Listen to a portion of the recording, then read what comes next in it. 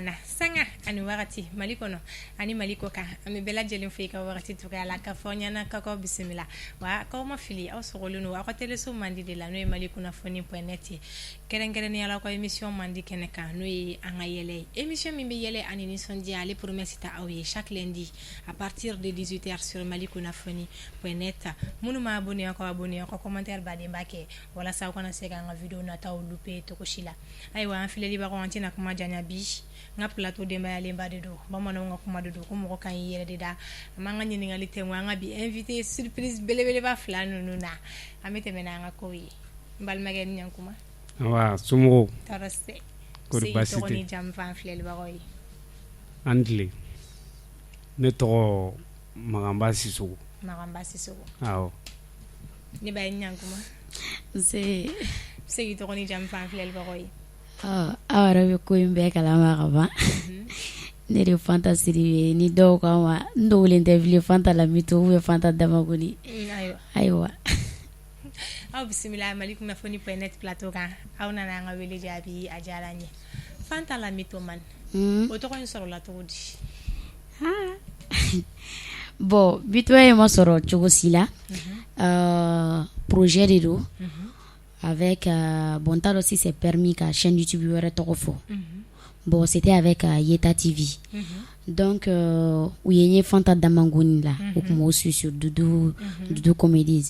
donc la dame elle m'a contacté que pourquoi pas Fanta Lamito parce que olu ɲɛ b'a la ne bɛ ka damagoya kɛ cogo min na ne bɛ se ka ɲa contexte wɛrɛ la mun ni damagoya fɛnɛ tɛ kelen ye donc ne fɛnɛ ko ma n ko problème foyi t'a la donc on a parlé an bɛnna kan ko Fanta Lamito bɛ ne minɛ trop ko parce que olu ɲɛ bɛ ne la cogo min na ne bɛ se ka se mito ne bɛ se ka fɔr mitoya la dɛ donc mitoya sɔrɔla o canal de fɛ fo ka na kɛ sisan Dieu merci a réussir an bolo mais Fanta Damangoni do i bɛ se k'o fɛnɛ sɔrɔ cogo f'a ɲɛna bon Fanta Damangoni sɔrɔla cogo min na o sɔrɔla damagoya de fɛ comme aw yɛrɛ ka Damangoni donc classe kɔnɔna ni fɛn na mɔgɔ mana kuma ne fɛ dɔrɔn ne bɛ to k'u damagoya quoi tu vois non donc du coup an sigilen tora dɔrɔn Dudu mun ta ye Doudou Comedies yɛrɛ parce que ne n'o bɛɛ ye école ni fɛnw kɛ quoi donc ale ko ne ma ko ne bɛ nin damago badenya in bɛɛ la o kan t'a kɛ film ye siɲɛ kelen ko yanni ne ka na olu yɛrɛ tɔɔrɔ yan ko ne k'a kɛ video ye ka mɔgɔw layɛlɛ n'a ye quoi donc an nana ne o stratégie de fɛ faamuyali sɔrɔla ayiwa n balimakɛ i b'i comédien tɔgɔ fɔ ne yɛrɛ n'an filɛlibagaw ye n'o tɔgɔ in sɔrɔla cogo min na bon ne ye Maganba Sisoko mais ne ye Fanta ka kɔrɔbɔrɔ kɛ de ne nakun kɛra ka bɔ an ka dugu la pour que ka na dɔ fara Fanta janya kan a dun ma réussi a bolo fɔlɔ dɛ baara b'a bolo dɛ e nakun ye ka dɔ de fara Fanta janya voilà Fanta ka kɔrɔbɔrɔ kɛ bon t'a dɔn ni mɔgɔw ye Mito Gang suili daminɛ série kura de don a bɛ ka bɔ Escom sanfɛ ale de ye kɔrɔbɔrɔ kɛ Mito Gang la voilà ayiwa an tɛ yɛlɛ yɛlɛ ka di ye an ye ɲɔgɔnɲɔgɔn le n'o de ka di ye ne ka plateau in kan ɲin tɛ datugu d'accord bon an yɛrɛ fana kɔrɔbɔrɔ e ko k'e nakun ye ka ne janya est ce que e ka kɛ ne kɔrɔbɔrɔ fa de b'e la Fanta n'i ma sabali ne b'i janya plateau in sanfɛ yan sisan e k'o kɔrɔbɔ k'o lajɛ kɛ ne n'i bɛ ɲɔgɔn na koyi tant que i ma janya ne tɛ segin ka taa an ka dugu la ne bɛ fɛ de ka Fanta yɛrɛ de janya wa téléspectateur aw hakili bɛ n ka Play Store la kɔni n bɛna o kunni tigɛ o ye quoi ne natɔla sisan plateau Mali kunnafoni TV plateau sanfɛ ala wa hali nin caméraman ninnu ko b'u bolo dɛ ja ninnu bɛɛ ye sunkuru tigɛla de ye tan cɛ de filɛ k'i jɔ ne ma ko yanni plateau ka ban ko parce que olu b'a dɔn ni plateau banna dɔrɔn an tɛ sigi donc ko ne ka n ka numéro d'ale ma ne ka téléphone bila n ka sɛbɛn kɔnɔ ko téléphone tɛ ne bolo ko ne bɛ ka mun bila n ka sɛbɛn kɔnɔ k'o ye barama de ye n ko ye n ko ardoise bon ɲɛ b'a la denni in dabɔ ka kunna a da ma ka go wa mito don mais ne kɔni b'a dɔn a bɛ dugu bɛɛ mito a tɛ se ka ne mito ne y'o f'a ye dɛ ne de y'an ka wura ne de ye wura ye an ka dugu la e bɛ wura dɔn a gawo ne bɛ wele de ko wura de champion an ka dugu kɔrɔbɔrɔ bɛ ne ɲininka ko kuma la ko ne ni n fa bɔlen tɛ ne ni n ba bɔlen tɛ k'u ye ne adopté de n ko ye télécharger Play Store sanfɛ parce que n'i yɛrɛ y'a jateminɛ fa ka bon ba ka bon mais Fanta yɛrɛ kɔni bɛ dugu ma tan ne yɛrɛ kɔni dabali bɛ banna wa Fanta yɛrɛ kɔni a tɛ a bɛrɛ ma ko de kɛ denni de ka ko de bɛ ne dabali ban a ka ko ka ca yɛrɛ ma ne ko Fanta n'i m'i bɛrɛ ma ko kɛ i tɛ janya dɛ e bɛ mɔgɔw damangoya kɔrɔbɔrɔ e na ko ne ka janyali ko kuma dɛ ne kɔni ne ma fiye ngo ne bokun de keranga dugula kanija ne bi janya ko idenu ouais o so nga fone la doni ni don doron fara ka kana janya ko jugu de na fanta janya to godi ko ne fone très bien ne kon mina janya chugo mina ne mina fanta janya chugo ima yini wola ko kibe na ke chugo di dalu ba mbolo ko dalu foto ya ne la ne ka bo ne ka jam koroboro ne ka bo ne ka jam ne mana fanta mine ne ba bisi ka sama ka munumunu ɲɔgɔnna ka sama fo ka bɔ ɲɔgɔnna ka tila ka dulon nɛgɛ juru la wala yani tile yi sofe wala a bɛ janya ko ne ma kɛ fini ye sa i bɛ kɛ o de ne b'i ko de k'i janya sika foyi t'o la Fanta baara ka ca kun jumɛn la y'a choisi kɛ comédienne ou bien activité wɛrɛw kɛ comédie kɔfɛ effectivement me médecine na me pongé me la médecine kɛ donc comédie est passion ne bolo quoi parce que depuis toute petite comédie me cadne donc du coup nya sera soro ngo pourquoi ne pas en profiter donc anana réussi bolo c'est pas parce que nye kalambla mega kalanga en même temps mega comédie ke ate ɲɔgɔn ci yanka ni ma se ka mɔgɔ furakɛ ino la yɛlɛ ɲore fayo ayiwa dɔgɔtɔrɔ kun jumɛn la i fana y'a choisi kɛ comédienne ou bien bon non tɛ baara foyi la ne kɔni ne y'a décidé de ka kɛ comédien parce que a ka di ne ye baara in ni ne y'a mɔgɔw ye dɔrɔn ne bɛ nisɔndiya wallahi i n'a fɔ jɔn n'i ye jɔn i bɛ nisɔndiya bon hali ka Fanta yɛrɛ ne tun bɛ to ka Fanta ka vidéo suit ne b'a lajɛ ne b'a fɔ nin dennin ye mɔgɔkɔrɔba de ye ou bien denmisɛnnin de don fo ne ka taa ɲɛda nin dennin kan ne nin dennin ka baara kɛ ɲɔgɔn fɛ parce que ne ma dɔn nin dennin nin ye mɔgɔ sugu min bon ni ne y'ale ye ne bɛ nisɔndiya bon Kante ni ye Kante ninnu ka vidéo suit ani Yɛlɛbugu bon o bɛɛ de bɛ ne la nisɔndiya o bɛɛ de y'a to ne ye courage ta ka na ka baara in kɛ familial sɔrɔ la ayiwa Fanta i ni comédien tɔw cɛla bɛ cogo di ne n'u ka di toro wallahi en même temps u bɛ to ka conseil di yan Ronald b'o la paracetamol b'o la Kante b'o la mɔgɔ caman b'a la n tɛna Ika b'o la Prince b'o la voilà olu bɛɛ n kɔrɔw ye bon Kante yɛrɛ ka manager yɛrɛ non o bɛ n'a fɔ n dɔ quoi chèque R12 a tɛ sɔn a tɔgɔ ka fɔ mais n den k'a tɔgɔ fɔ quoi en même temps il y a Suki ni Siriki bon Suki il est comme un mentor quoi parce que a ye n dɛmɛ ko caman la a bɛ to ka conseil diya a bɛ hali ni ye fɛn dɔ kɛ n'a ma ɲɛ a b'a ka idée fara a kan hali n ka spectacle mun tɛmɛna tout près il a été là il m'a soutenu Ronald fɛnɛ b'o la répétition yɛrɛ kɛra Ronald de fɛ yen nɔ donc m'u bɛɛ lajɛlen fo k'u barikada u nu cɛw yɛrɛ et puis voilà quoi continuer n'u ye erreur ni mun ye dɔrɔn k'an corriger quoi an t'a bɛɛ dɔn ka ban quoi an tɛ yɛlɛ an ka yɛlɛ yɛlɛ bɛ sɔn ka diya ye dɛ yɛlɛ ka di ye yɛrɛ f'an ka yɛlɛ de mun bɛ mɔgɔ kɛnɛya de o ye tiɲɛ fɛnɛ tiɲɛ yɛrɛ wala yan ne ni n ka médecine ko bɛɛ ne taara stage la hôpital dɔ la mais ne sɛgɛnnen no stage kɛyɔrɔ la dɛ mais nange ɲininka e bɛ sɔn ne ka pikiri kɛ la bon ni fɔrɔlen no pourquoi pas e tɛ se k'o dɔn tɔ n'e ma sɔn e bɛna dɔn cogo ne fɔrɔ dɔn n'e ma to ne ka pikiri i sɔgɔ f'e ka ne sɔgɔ de ne ka sɔrɔ k'a dɔn k'e a n'a terme bɛ ɲɔgɔn na i bɛ taa sɔrɔ e mɔgɔ so yɛrɛ vɛni ye man di ye man di dɛ ne yɛrɛ kɔni ɲɛ b'a la cogo min kɔrɔ wɛrɛ hakili b'a la i taara ne sɔrɔ stage kɛyɔrɔ la don min na kɛ musokɔrɔba mun bɛ kule la n bolo musokɔrɔba tun bɛ kule la a bolo musokɔrɔba de muruti la ko non n denmuso fa Alahu akbar dɔgɔtɔrɔ a ye na nin minɛ abada nin tɛ pikiri kɛ ne la mɛlɛkɛnin musokɔrɔba ka baara de don a to i fɛnkɛ min k'i furakɛ abada lezi i ka ɲɛmaw bɛ min ni filila dɛ taa ni maternité la ne ko musokɔrɔba kɛra cogo di abada lezi musokɔrɔba ko ne ma sabali ko ne bɛ ka muso lajigi ko ne bɛ fara o kan k'o denkɛ fila ye ne yɛrɛ y'a ye ko dɔgɔtɔrɔ don ne ko n ko Fanta ne t'a dɔn i bɛna sɔn kɔrɔbɔrɔ ka bana caman kɛ ne de b'a furakɛ jɔn ne a tɛ maga ne la dɛ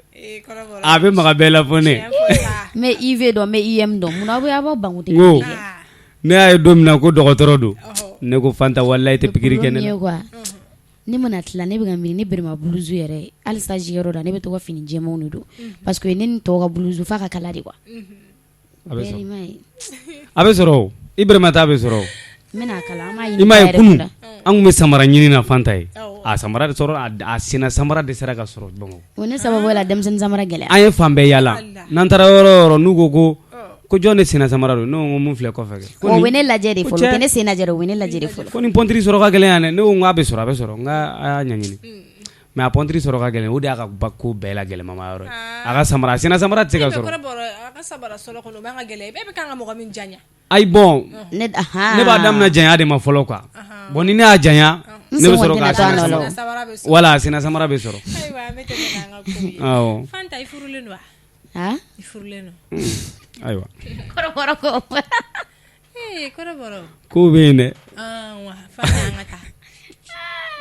o bɛ ɲininkali bɛ k'a ka plateau in na n'i ye nkalon tigɛ nin diɲɛ kɔni ɲɛ b'i la ou bien mɔgɔ tɛna bɔ o kalama yɔrɔ fo n'u tugulan kɔ dɛ ka taa ɲɛɲini ni ne ko tiɲɛ o tiɲɛ tɛ o bɛna tiɲɛ dɔn cogo di a bɛ dɔn cogo di a mana kɛ cogo cogo u b'i na fɔ ou bien non na fɔ ou bien bon n bɛ kilancɛ la i bɛ kilancɛ la donc i fiancélen don n b'o fana kilancɛ la Fanta ka réponse ninnu a jɛlen ba tɛ koyi bɛ Fanta tɛ fɛ k'o fɔ non furulen tɛ furulen tɛ ayi den t'i bolo ma kow fana tɛ yen ko jumɛn a mana kɛ cogo cogo ni furulen kɔni tɛ i bɛ sɔrɔ kow bɛ yen nɔ maɲɔgɔnlanw bɛ sɔrɔ maɲɔgɔnlan tɛ o non bon i ma ne aja de quoi kunkolo datugulen tɛ Fanta n'i ye nkalon tigɛ a n'a sɔrɔ kow bɛ yen a tigi ɲɛ b'i la dɛ ayi kow bɛ yen kow yɛrɛ ɲɛ b'a la kow bɛ yen dɛ sisan de Fanta kumara a banna i ma furu mɛ kow bɛ yen kow bɛ yen dɛ an bɛ tɛmɛ n'an ka ale bɛ yen dɛ ayiwa kɔrɔbɔrɔ i fana furulen don wa ma muso furu fɔlɔ i ma muso furu den t'i bolo den tɛ yen mais kow bɛ yen ko bɛ yen kow bɛ yen kɔrɔbɔrɔ k'ale ka fa ka ne furu ko bɛ yen n bɛ fɛ k'ale de kɛ question ni poser dɔrɔn kɔrɔbɔrɔ ko n bɛ fɛ k'ale de kɛ fɔlɔ ye kɔrɔbɔrɔ da yɛrɛ filila dɛ ko filanan donc fɔlɔ bɛ yen non filanan tɛ yen foyi tɛ yen fɔlɔ mais n bɛ fɛ ka Fanta de kɛ n'i ko fɛn tɛ a ɲɛ b'i la wala ala k'i ci u bɛna aw sɔrɔ yan nɔ ayiwa Fanta an bɛ don min na i ko bi gɛlɛya jumɛnw de bɛ ka baara in kɔnɔna la bon gɛlɛya bɛrɛ bon pour ne pas dire gɛlɛya tɛ yen kan bon tiɲɛ yɛrɛ la bon ne ma gɛlɛya caman sɔrɔ baara in kɔnɔ na mais i bɛ fɛ ka gɛlɛya fɔ ka taa côté jumɛn fɛ contexte jumɛn fɛ bon a bɛ se ka kɛ dɛmɛbaga kow ye ni spectacle bɛ yen nɔ sponsor ninnu voilà ouais bon ala barika la ne mana don mɔgɔ kan a tigi a bɛ n dɛmɛ ko n dɛmɛli bɛ diya a tigi donc bon o yɔrɔ la n tɛ se k'a fɔ ko dɛmɛbaga tɛ n na dɛmɛbaga bɛ na de fo ni n yɛrɛ ye ban mun na bon o t'a bali k'a fɔ ko ni dɛmɛbaga wɛrɛ minnu bɛ yen olu fana k'u kunna bɔ ala aw yɛrɛ bɛ se ka kɛ dɛmɛbaga dɔ ye ayiwa kɔrɔbɔrɔ gɛlɛya jumɛnw de b'i fana ka baara in kɔnɔ bon tiɲɛ yɛrɛ la depuis n k'a daminɛ ma gɛlɛya sɔrɔ quoi parce que ala ye non ma gɛlɛya sɔrɔ kana sigi wala ni mɔgɔ bɛ fɛ k'i dɛmɛ i b'i sigi kɔrɔbɔrɔ la a comédie taga sira fɛ ni mɔgɔ ɲɛnamaw ye ɲɔgɔn kunbɛn vraiment u bɛ ka n dɛmɛ quoi bon presque Fanta yɛrɛ parce que depuis ni Fanta ka ɲɔgɔn dɔn vraiment ma gɛlɛya foyi sɔrɔ a la mais bon à part ça fo n'a kɛra nafolo wari de tɛ ka wari tɛ yen tɔgɔ b'i la wari ti ala ka wari ko nɔgɔya a bɛ na dɔɔnin don wari ti a bɛ na dɔɔnin de don ayi o y'ale de o tɛ ne ye de dɔɔnin don Fanta fɛn jumɛn de ka di ye i n'a fɔ jumɛn dumuni kunda an ka kɛ dumuni kunda fɛn jumɛn de ka di Fanta a bɛ se ka kɔrɔbɔrɔ b'o gérer joona parce que a ɲɛ b'i la ale tɛ kɔrɔ a ka kɔrɔbɔrɔ bon ale ka dumuni ye sipsiw de ye sipsiw de ka di ale sipsi de ka di ne réponse di Fanta place la fɛn jumɛn ka di ne ka dumuni bɔ a la ou bien diɲɛ bon je sais pas bon an ka kɛ diɲɛlatigɛ yɛrɛ ko fɛn jumɛn de ka di Fanta ye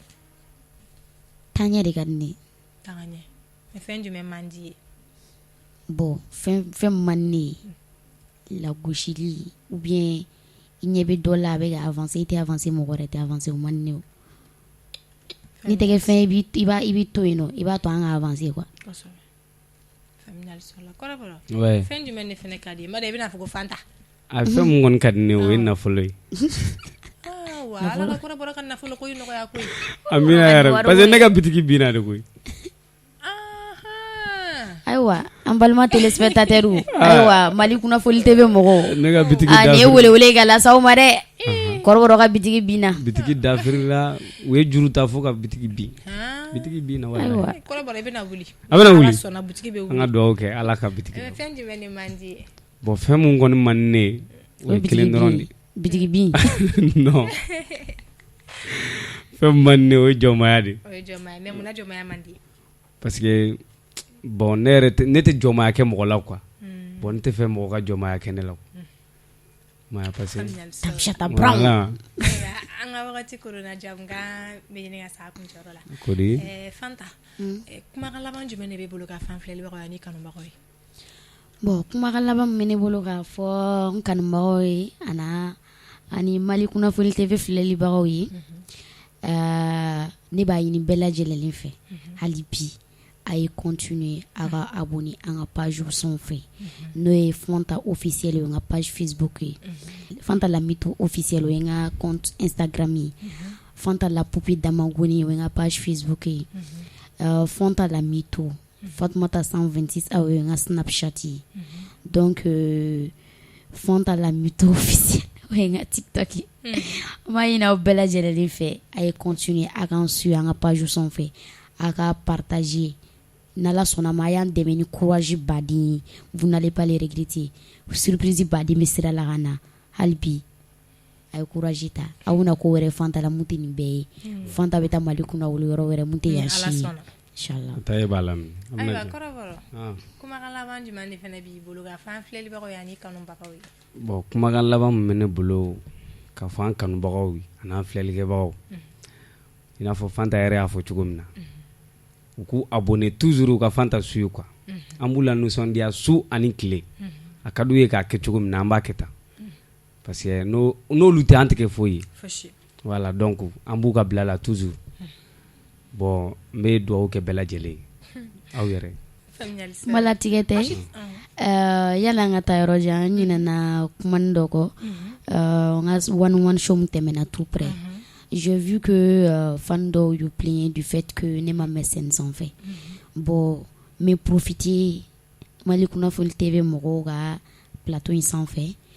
ka yafa deli kɛ fani bɛɛ lajɛlen fɛ n'Ala sɔnna ma spectacle wɛrɛ comme nin kɛra Cité des Enfants na a ye dugawu kɛ siɲɛ wɛrɛ ta an bɛ taa Babemba ou hôtel de l'Amitié la mais scène sanfɛla tɛ dɛ mais aw t'u yɛrɛ de la walayi aw y'a kɛ to dɛ walayi fo n'aw yafara ma Fanta ko k'aw ka yafa ma k'a ka kɛ to ko ɲɔgɔn wɛrɛ tɛna sɔrɔ bilen ayiwa aw ma aw si tɛ dɔnkilida la dɔnkili sugu jumɛn a mana kɛ arabu ye o bon ne kɔni ni Fanta fasa de kɔni sera yan Allah a ka micro ninnu u bɛ se voix dɔw kɔrɔ kɔni a micro ka kɛnɛ ne n'a fasa de sera ayiwa kɔrɔbɔrɔ b'o Fanta ayi an ka to fila an bɛ yɛlɛ fɔlɔ an ka yɛlɛ fɔlɔ awɔ an bɛ yɛlɛ fɔlɔ kɔrɔbɔrɔ bɛ sɔrɔ ka Fanta fasa duman ba in na ayiwa yɛlɛ awɔ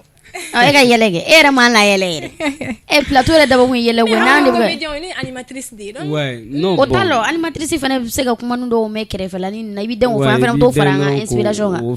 u yɛrɛ ɲuman o comédien ɲɔgɔn zon tɛ yen o ye yɛlɛ dɔrɔn ne bɛ se yɛlɛ dɔrɔn de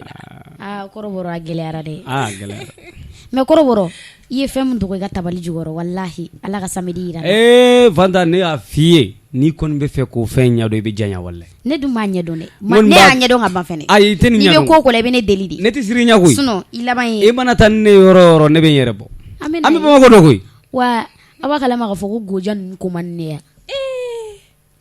muso ka jɛ ko man di ne ye kɔrɔmatigɛ parce que Ala y'an dan k'an bɛrɛ ni bɛɛ i b'a dɔn cɛ yɛrɛ de filɛ wa cɛ tɛ arijinɛ fɛ k'an ɲɔgɔnnaw to yan u bɛ taa aw ɲɔgɔnnaw ta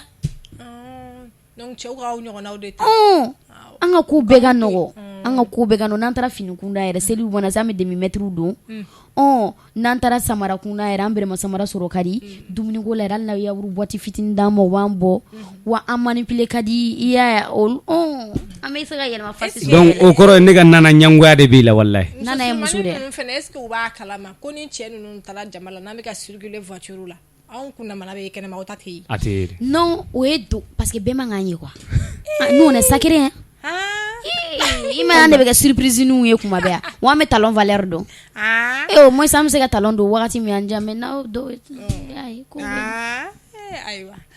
donc musojanw ɲɛngoya de bɛ nin na musojanw to yen k'a k'aw ɲɛsin voilà surumani an bɛrɛni bɛ ne n'o surumani ko in fana i ka yɛrɛ ma fɔ wa ka arijinɛ to yen ka taa don jahanama la non ayiwa kɔrɔbɔrɔ i b'i ka fasa dumanba in da an bɛ sɔrɔ ka bye bye di ne ka fasa duman kɔrɔbɔrɔ i ti jɔ ne ka daminɛ k'a la se non i jɔ k'a daminɛ wallahi parce que e de fasa don ne ni aw nana ka bɔ an ka dugu la de asibori asibori walai fanta mito walai fanta damangoni walai mito geng fanta mito fanta mito walai ne bɛ taa k'i dal walai kɔrɔbɔrɔ bi janya walai kɔrɔbɔrɔ bi kana janya kɔrɔbɔ ni y'a kɔrɔbɔ walai i bɛ sa kɔrɔbɔrɔ asibori asibori walai fanta mito walai fanta surumani walai fanta wokloni walai kɔrɔbɔrɔ dan ye walai ni y'a bari t'i gɛ walai ne bi tiɲɛ fo k'i faga walai fanta ne ba dépassé walai ti se ka foyi kɛ ne la fanta ni ma sabali walai fanta ni ma sabali ne b'i kolo kari dɛ nin ye n kolo kari dɛ ne b'i kolo tugu dɛ bon salamu alaikum ni ne fanta fasa ye ni ne fanta fasa ye ayiwa aw nana an ka wele jaabi a diyara an ye n'an bɛ sigi nin kɛnɛ in ɲɔgɔnna wɛrɛ kan o ka sɔrɔ camanba farala kow kan o ka sɔrɔ kɔrɔbɔrɔ ka butiginin wulila ka wariba sɔrɔ o ka sɔrɔ fanta yɛrɛ ye tɔgɔba sɔrɔ ka wariba sɔrɔ ka janya merci beaucoup ala ne tɛ jɛnya émission wɛrɛ walai tɔ bɛ sigi ayiwa an filɛlibagaw nin tun bɛ dan sigi aw ka bi jamukan na ni masa ramani ma an ka jɔnya jɔ an na aw ni ne yan na ɲɔgɔn sɔrɔ diɲɛ wagati wɛrɛ nin kɛnɛ kelenw kan a bye bye